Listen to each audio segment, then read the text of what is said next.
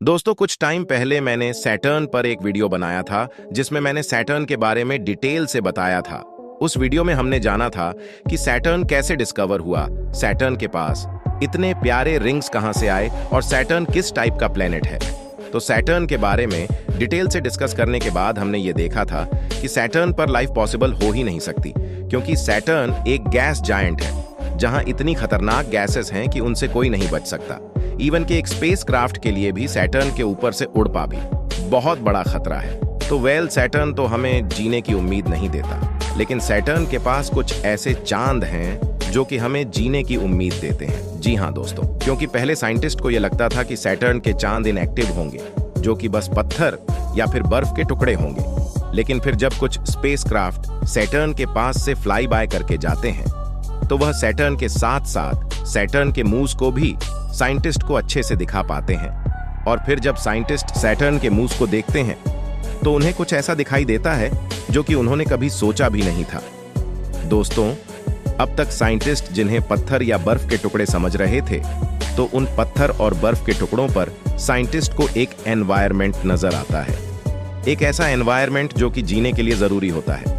तो यार, मेरे सैटर्न वाले वीडियो पर भी लोगों ने भर भर के कमेंट्स किए थे कि उनको इसका पार्ट 2 चाहिए। उसके अलावा मेरे पास अभी तक ऐसे कमेंट्स आ रहे थे जिनमें लोग मुझसे पूछ रहे थे कि यार, सैटर्न का पार्ट 2 कब आएगा। तो आप सबका वेट इस वीडियो में खत्म होता है, क्योंकि ये है सैटर्न का पार्ट 2, जिसमें हम ये जानेंगे कि सैटर्न के पास कौन से ऐसे मूव्स हैं जो कि इंसानियत को जिंदा रहने की एक नई उम्मीद देते हैं। तो हमेशा की तरह यह वीडियो भी काफी ज्यादा इंटरेस्टिंग होगा, इसीलिए इसको एंड तक देखते रहना। तो दोस्तों, वीडियो शुरू करने से पहले हम यह जान लेते हैं कि कौन सी ऐसी चीजें होती हैं जो कि जीने के लिए जरूरी होती हैं। यानी अर्थ के अलावा अगर हमें लाइफ को कहीं और देखना है तो हमें किन किन चीजों को देखना पड़ेगा। तो चलो यार, पहले हम अपने इन डाउट्स को क्लियर कर लेते हैं, उसके बाद चलते हैं वीडियो की तरफ। तो दोस्तों, अगर बात करें हम अपनी प्यारी अर्थ की, तो हमारी अर्थ पर कुछ ऐसी चीजें हैं जो कि इसको लाइफ के लिए एक परफेक्ट प्लेस बनाती हैं। जैसे अर्थ का एटमॉस्फेयर, अर्थ की स्ट्रांग मैग्नेटिक फील्ड, अर्थ का उसके स्टार यानी सन से एक खास डिस्टेंस और पानी। तो यह सब कुछ ऐसी चीजें हैं जिनकी वजह से अर्थ पर आज लाइफ है, क्योंकि अगर इनमें से एक भी चीज मिस होती तो अर्थ पर आज लाइफ ना होती। और ऐसा क्यों होता, चलो मैं समझा देता हूं। तो दोस्तों, इनमें से सबसे पहली चीज है एटमॉस्फेयर। और एटमॉस्फेयर अकेला ही लाइफ को सपोर्ट करने के लिए बहुत सारे रोल्स प्ले कर रहा है, क्योंकि अगर अर्थ का एटमॉस्फेयर हटा दिया जाए तो सिर्फ कुछ ही सेकंड्स के अंदर अर्थ का सारा पानी सूख जाएगा और अर्थ पर सभी जिंदा चीजें मर जाएंगी। और ऐसा क्यों होगा, चलो मैं थोड़ा एक्सप्लेन कर देता हूं। दोस्तों, एटमॉस्फेयर एक्चुअली गैसेस की एक लेयर होती है जो कि एक प्लेनेट या फिर एक मून के गिर्द बन जाती है। इस लेयर के अंदर बहुत सारी गैसेस मिक्स हो जाती हैं, जैसे ऑक्सीजन, नाइट्रोजन और कार्बन डाइऑक्साइड वगैरह वगैरह। तो ये लेयर काफी सारे इंपॉर्टेंट रोल्स प्ले करती है। जैसे सूरज से जो खतरनाक रेडिएशंस आती हैं, तो ये उन रेडिएशंस को एक शील्ड की तरह रोक लेती है।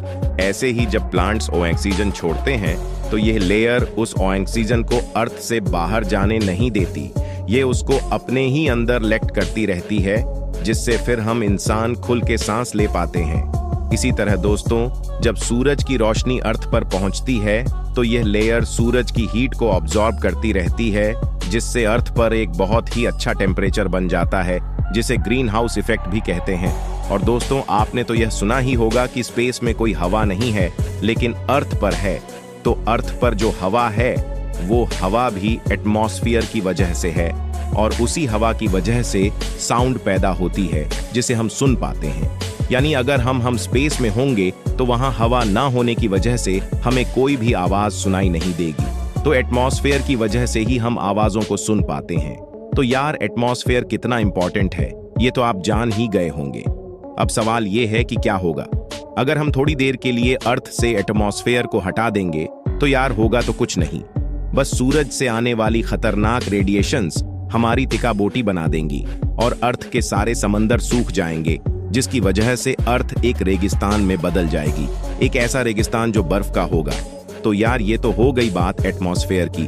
अब हम बात कर लेते हैं मैग्नेटिक फील्ड के बारे में। तो यार जैसे एटमॉस्फेयर हमारे लिए एक शील्ड है, तो ठीक वैसे ही मैग्नेटिक फील्ड एटमॉस्फेयर के लिए एक शील्ड है जो कि हमारे एटमॉस्फेयर को बचाती है सोलर विंड से। दोस्तों, हमारी अर्थ के कोर के अंदर बहुत सारा पिघला हुआ लोहा है जो कि हर टाइम मूव करता रहता है, जिसकी मूवमेंट की वजह से अर्थ के गिर्द एक स्ट्रांग मैग्नेटिक फील्ड क्रिएट हो जाती है जो कि फिर सूरज से आने वाली खतरनाक सोलर विंड्स को रोकती है। अब सवाल ये है कि क्या होगा अगर हम मैग्नेटिक फील्ड को रिमूव कर देंगे? तो यार इससे भी कुछ नहीं होगा, बस सोलर विंड्स हमारे एटमॉस्फेयर से टकराकर हमारे एटमॉस्फेयर को तबाह कर देंगी, जिससे फिर से हमारी तिका बोटी बन जाएगी। तो ये थे अर्थ पर एटमॉस्फेयर और मैग्नेटिक फील्ड, जो कि अर्थ पर लाइफ के लिए बहुत इंपॉर्टेंट कंपोनेंट्स हैं। अगर इनमें से एक भी गया तो समझो अर्थ पर से लाइफ गई।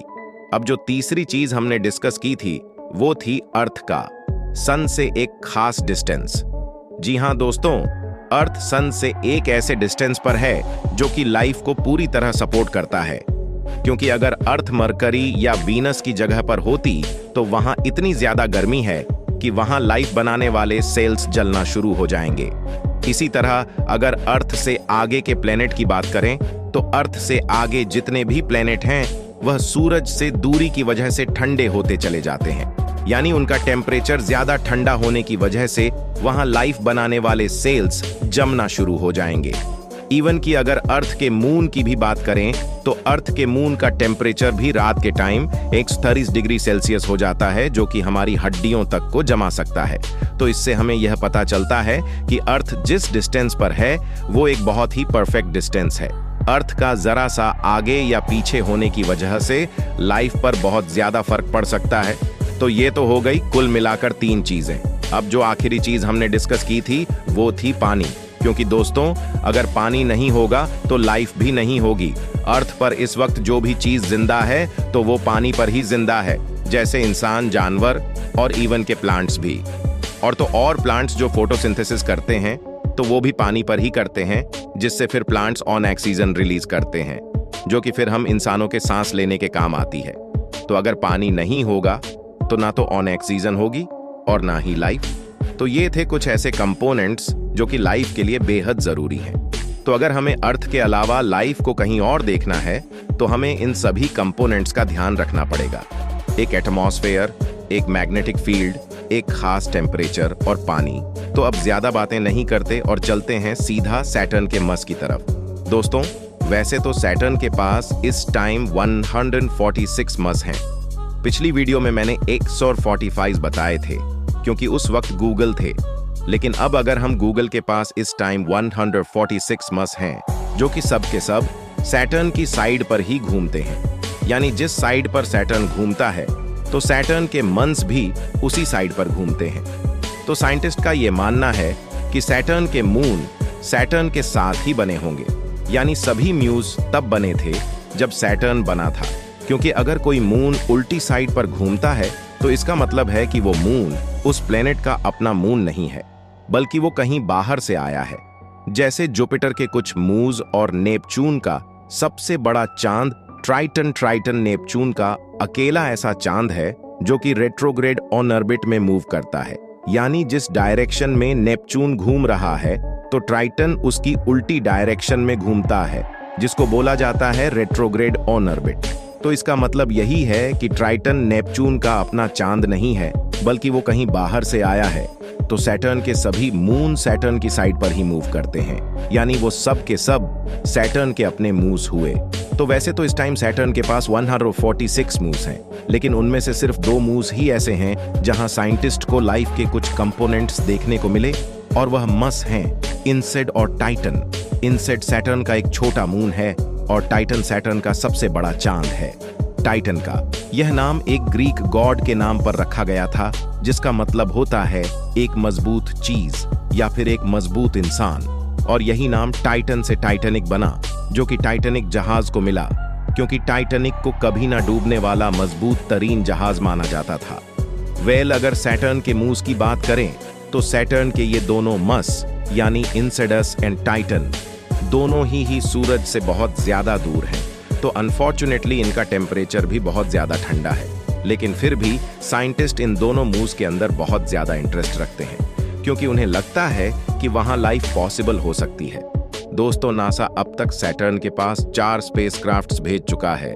पायनियर 11 वज्र 1 एंड, वॉयर 2 और कनी हॉगनस। पहली बार जब नासा का एक स्पेसक्राफ्ट पायनियर 11 सैटर्न के पास पहुंचता है तो वह सैटर्न को तो अच्छे से स्टडी करता है, लेकिन वो सैटर्न के मस को अच्छे से नहीं दिखा पाता। दूसरी बार सैटर्न पर 2 ट्विन स्पेसक्राफ्ट्स यानी वॉयर 1 और वॉयर 2 जाते हैं, तो वो दोनों स्पेसक्राफ्ट्स ये रिवील करते हैं कि सैटर्न के सबसे बड़े चांद यानी टाइटन के पास एक थिक एटमॉस्फेयर है, जो कि अर्थ के एटमॉस्फेयर से भी 50 पर ज्यादा घन है। तो ये देखने के बाद साइंटिस्ट बिल्कुल चौंक जाते हैं, क्योंकि इतना घना एटमॉस्फेयर तो प्लेनेट के पास भी नहीं होता। तो एक मून के पास आखिर इतना घना एटमॉस्फेयर कहां से आया? साइंटिस्ट पहली बार किसी चांद के ऊपर इतना घना एटमॉस्फेयर देख रहे थे, तो साइंटिस्ट और एस्ट्रोनॉट्स यह सब देखने के बाद बेचैन हो जाते हैं और टाइटन के बारे में जानने के लिए और ज्यादा एक्साइटेड हो जाते हैं, क्योंकि एटमॉस्फेयर एक ऐसा कंपोनेंट है जो कि लाइफ के लिए बेहद जरूरी है। तो यह सब देखने के बाद साइंटिस्ट डिसाइड करते हैं कि क्यों ना एक ऐसा स्पेसक्राफ्ट डिजाइन किया जाए जो कि सिर्फ सैटर्न के मस को स्टडी करे, और खास तौर पर टाइटन को, क्योंकि दोस्तों टाइटन का साइज हमारे मून से काफी बड़ा है और इवन के टाइटन प्लेन मरक्यूरी से भी बड़ा है। तो ये सब देखकर साइंटिस्ट एक स्पेशल स्पेसक्राफ्ट डिजाइन करते हैं जिसका नाम था कनी। तो कनी को स्पेशली सैटर्न के मस को स्टडी करने के लिए बनाया जाता है और कजीन के अंदर हॉगनस नाम के एक प्रोब को अटैच कर दिया जाता है, जिसको फिर टाइटन के ऊपर लैंड करना होता है। तो कजी हॉगनस को 1997 में लॉन्च कर दिया जाता है, जिसको फिर सैटर्न तक पहुंचने में पूरे 7 साल लग जाते हैं। यानी कनी फिर 2004 में सैटर्न और उसके मस के पास पहुंचता है और फिर अगले ही साल यानी 2005 में वह टाइटन के पास भी पहुंच जाता है। जनवरी 2005 को साइंटिस्ट हॉगन्स को कजीन से डी अटैच कर देते हैं ताकि वह टाइटन के ऊपर लैंड कर पाए। दोस्तों, साइंटिस्ट बिल्कुल नहीं जानते थे कि टाइटन के उस थिक एटमॉस्फेयर के अंदर आखिर क्या होगा, क्योंकि टाइटन के ऊपर इतने घने बादल थे कि उनके अंदर देख पाना नामुमकिन था। तो इसीलिए हॉगनस को डिजाइन किया गया ताकि वह टाइटन के थिक एटमॉस्फेयर के अंदर एंटर करे और हमें यह दिखा पाए कि टाइटन के उन घने बादलों के अंदर आखिर क्या है। खैर दोस्तों, जब हॉगनस टाइटन के थिक एटमॉस्फेयर के अंदर एंटर करता है तो वो साइंटिस्ट को कुछ ऐसा दिखाता है जिसको देखने के बाद शायद साइंटिस्ट खुशी से पागल हो गए होंगे। दोस्तों, हॉगनस जैसे ही टाइटन के थिक एटमॉस्फेयर के अंदर एंटर करता है तो वह साइंटिस्ट को दिखाता है कि टाइटन के पास अपना एक ग्राउंड सरफेस है जहां समंदर भी है। साइंटिस्ट ने पहली बार किसी मून के ऊपर समंदर देखे और यह सब देखने के बाद उनका इंटरेस्ट टाइटन को लेकर और ज्यादा बढ़ गया। लेकिन दोस्तों, ट्विस्ट ये था कि टाइटन के ऊपर जो समंदर थे वह पानी के नहीं थे, बल्कि वो लिक्विड मेथेन और एथेन के थे। और अगर आपको याद हो तो मैंने अपने मार्स के पार्ट 2 वाले वीडियो में बताया था कि मार्स पर जो स्टारशिप जाएगी वो लिक्विड मेथेन पर काम करेगी। तो यार, लिक्विड मेथेन पावर जनरेट करने के लिए एक बहुत ही बेस्ट सोर्स है दोस्तों। टाइटन पर लिक्विड मेथेन के समंदर हैं और इसके अलावा टाइटन के एनवायरनमेंट के अंदर बहुत सारे हाइड्रोकार्बन्स हैं जिनसे बहुत ज्यादा पावर जनरेट की जा सकती है। दोस्तों, जैसे कि हम जानते हैं कि टाइटन सन से बहुत ज्यादा दूर है और उसका एटमॉस्फेयर भी बहुत घन है, तो यही वजह है कि टाइटन पर बहुत ज्यादा अंधेरा है। कुछ साइंटिस्ट कहते हैं कि टाइटन पर इतना अंधेरा है जिसको शायद इमेजिन भी नहीं किया जा सकता, क्योंकि टाइटन पर सन की सिर्फ एक पर लाइट ही पहुंच पाती है। यानी टाइटन के ऊपर दिन के टाइम भी इतना अंधेरा होगा जितना अर्थ पर रात को भी नहीं होता। तो टाइटन के ऊपर रिसर्च करना शायद साइंटिस्ट के लिए थोड़ा चैलेंजिंग हो सकता है। दोस्तों, टाइटन के ऊपर उसके थिक एटमॉस्फेयर की वजह से बहुत हाई प्रेशर पाया जाता है। यानी यूं समझ लो कि टाइटन के ऊपर आप ऐसा फील करोगे जैसा आप 5 फुट पानी के नीचे फील करते हो। लेकिन मजे की बात यह है कि टाइटन की ग्रेविटी अर्थ से 7 गुना कम है, तो हो सकता है वहां आप हल्का फुल्का भी फील कर पाओ। दोस्तों, टाइटन के ऊपर कोई पानी नहीं है, लेकिन टाइटन के क्रस्ट के नीचे बर्फ है जिसको पिघलाकर पानी बनाया जा सकता है, जो कि एक अच्छी बात भी है। लेकिन किसी प्लेनेट या मून के क्रस्ट तक पहुंचना कोई आसान काम नहीं है। तो दोस्तों, टाइटन के पास एक एटमॉस्फेयर है, पावर सोर्स भी है, और अगर बात करें मैग्नेटिक फील्ड के बारे में, तो अनफॉर्चुनेटली टाइटन के पास अपनी कोई मैग्नेटिक फील्ड नहीं है, बिकॉज मैग्नेटिक फील्ड जनरेट करने के लिए उसके कोर में कोई पिघला हुआ लोहा नहीं है बल्कि पत्थर है। तो टाइटन के पास तो कोई मैग्नेटिक फील्ड नहीं है, लेकिन सैटर्न के पास है दोस्तों। सैटर्न का मैग्नेटिक फील्ड अर्थ से 600 गुना ज्यादा है, जो कि टाइटन को भी अपने घेरे में रखता है। दोस्तों, सैटर्न के उस मैग्नेटिक फील्ड की वजह से टाइटन सोलर विंड से बचा रहता है, और कहीं ना कहीं ये प्लस पॉइंट भी है, क्योंकि एक मैग्नेटिक फील्ड तो मार्स के पास भी नहीं है। तो टाइटन के बारे में इतना कुछ जानने के बाद हमें ये समझ आता है कि अगर टाइटन मार्स की जगह पर होता तो अब तक हम टाइटन पर बस चुके होते, क्योंकि टाइटन के ऊपर बहुत कुछ ऐसा है जो कि इंसान को जीने की उम्मीद ही नहीं बल्कि यकीन भी दिलाता है। बस उसकी सबसे बड़ी प्रॉब्लम उसकी सन से दूरी है, जिसकी वजह से एक तो वहां पर अंधेरा बहुत है और ऊपर से वहां पर 1830 डिग्री से का टेम्परेचर है, जो कि हड्डियों तक को जमा देगा। तो बस टाइटन के पास प्रॉपर सनलाइट नहीं है, जो कि एक माइनस पॉइंट है। तो बस अगर टेंशन है तो टाइटन की दूरी की है, और यही वजह है कि टाइटन को अभी भी साइंटिस्ट को और ज्यादा समझना पड़ेगा।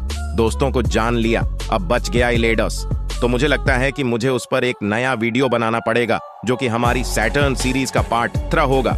मैं उम्मीद करता हूं कि आपको मेरी इस वीडियो से कुछ नया सीखने को मिला होगा। अगर हाँ, तो वीडियो को लाइक जरूर करना, क्योंकि यार इन वीडियोस पर बहुत ज्यादा स्टडी होती है, उसके बाद फिर बहुत ज्यादा एडिटिंग भी होती है, जिसमें बहुत सारा टाइम लग जाता है। तो लाइक जरूर करना, और ऐसी ही अमेजिंग वीडियोस के लिए चैनल को फॉलो और सब्सक्राइब लाजमी करना। और टाइटन के बारे में जानने के लिए और ज्यादा एक्साइटेड हो